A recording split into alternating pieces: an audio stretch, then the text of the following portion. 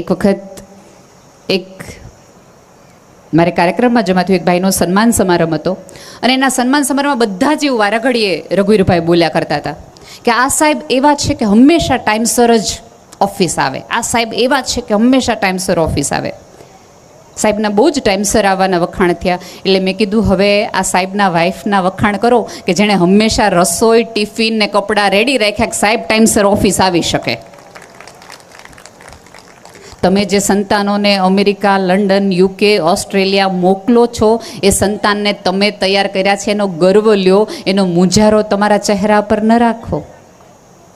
પૂરા ગર્વથી કયો. અમારા જેવી સ્ત્રીઓ તમને પૂછે ને કે શું કરો છો ત્યારે યાદી આપો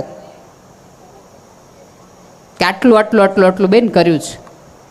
અત્યારે મોટામાં મોટી તકલીફ એ છે કે 4 સ્ત્રીઓ નોકરી કરે એટલે ઘરમાં રહેતી બધી સ્ત્રીઓને એમ કે તમને ઘરમાં કેમ ગમે? ત્યારે બહુ પ્રેમથી કહેવાય કે બેન ઘરમાં હું સવારે છે ને રસોઈવાળા બેન હોઉં, ફાઇનાન્સર હોઉં, મારા સાસુની હું નર્સ હોઉં, મારા દીકરાની હું કાઉન્સિલર હોઉં, મારા સસરાની હું ડૉક્ટર હોઉં, મારા પાડોશીવાળા બેન છે એની બેનપણી હોઉં. આવા કેટલાય રોલ મારે દિવસ પડે જ્યાં રાખવાના હોય.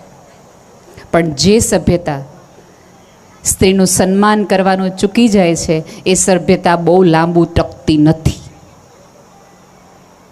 અને પૂરી જવાબદારીપૂર્વક વાક્ય કહું છું કે જો તમે ઉંબરાવાળીને રાજી ન કરો તો કોઈ ડુંગરાવાળી તમારાથી રાજી થાય એવું બને નહીં.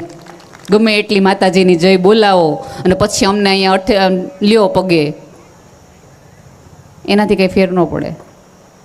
બે પેરેલલ થાય. સાહેબ જે સામે છે એની માટે નથી વંદન, તો ઓલું દેખાતી એ નથી માતાજી. એ આના સ્વરૂપે જ આવીને ઊભી રહે છે. તમને પીરસે છે ત્યારે અન્નપૂર્ણાના સ્વરૂપે આવે છે.